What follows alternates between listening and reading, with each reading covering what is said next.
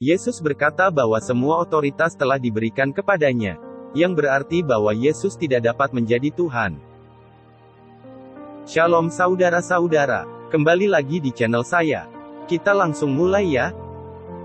Dalam Injil Matius, Yesus berkata bahwa semua otoritas diberikan kepadanya di surga dan di bumi. Sesuai pada Matius pasal 28 ayat 18, yang berarti bahwa Bapa memberikannya kepadanya. Bahwa Bapa harus lebih besar dari Yesus, yang berarti Yesus tidak mungkin adalah Tuhan. Lagi pula, bagaimana Yesus bisa diberikan semua otoritas ketika dia sudah memilikinya sejak awal? Itu kalau Yesus adalah Tuhan.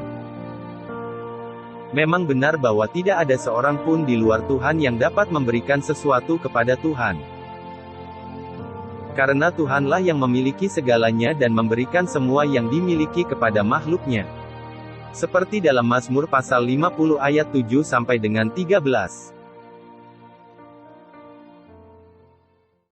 Kisah Para Rasul pasal 17 ayat 24 sampai dengan 29. Dan Roma pasal 11 ayat 33 sampai dengan 36.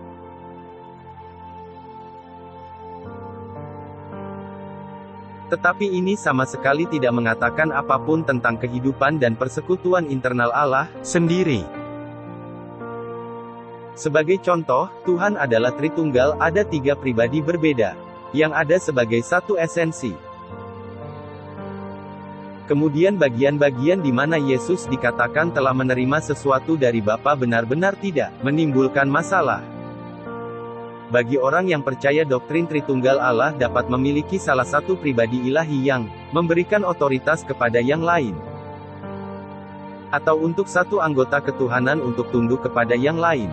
Bagaimanapun juga, Yesus disebut anak Allah karena suatu alasan. Karena hubungan ini menyiratkan semacam ketundukan di pihak anak kepada Bapa.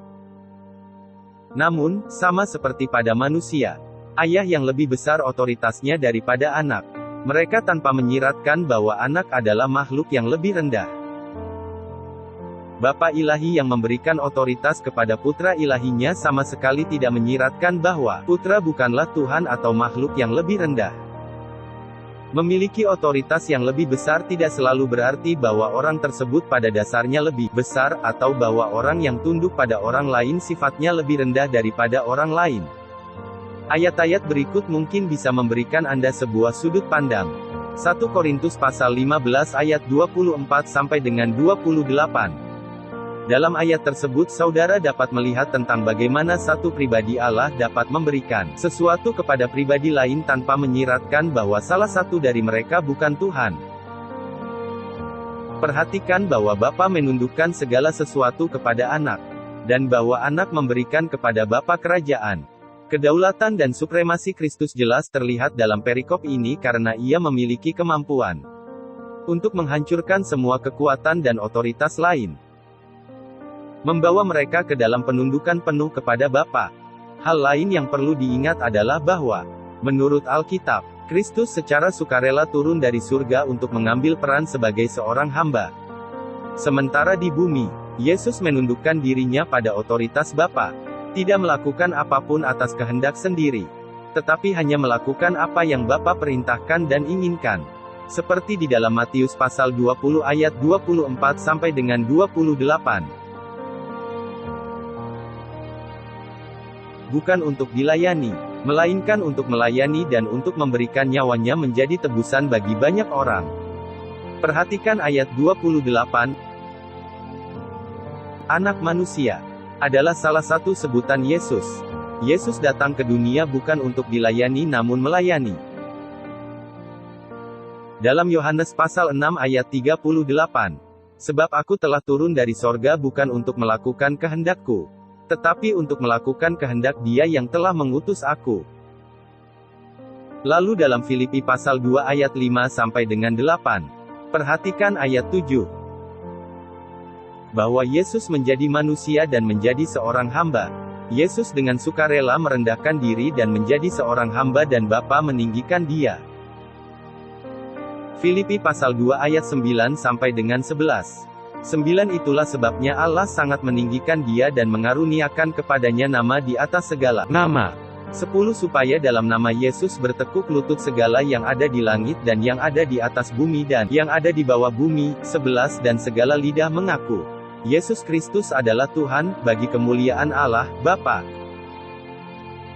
Karena itu saudara harus memahami perkataan Yesus dalam Matius pasal 28 ayat 18 dalam latar belakang ini, bahwa Kristus merendahkan dirinya.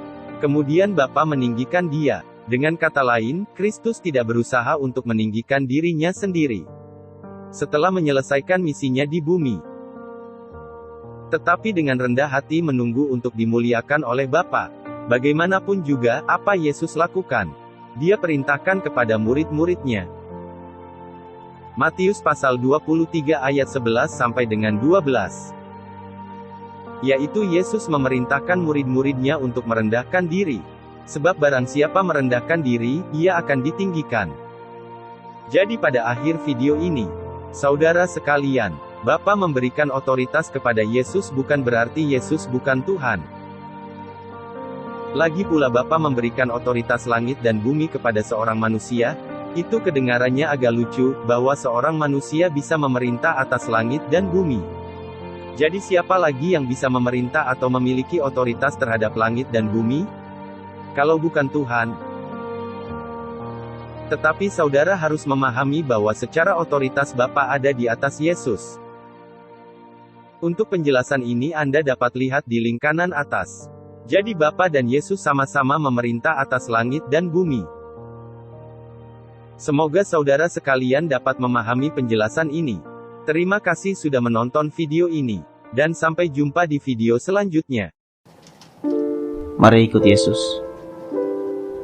Mari ke jalan yang benar. Tuhan berkati.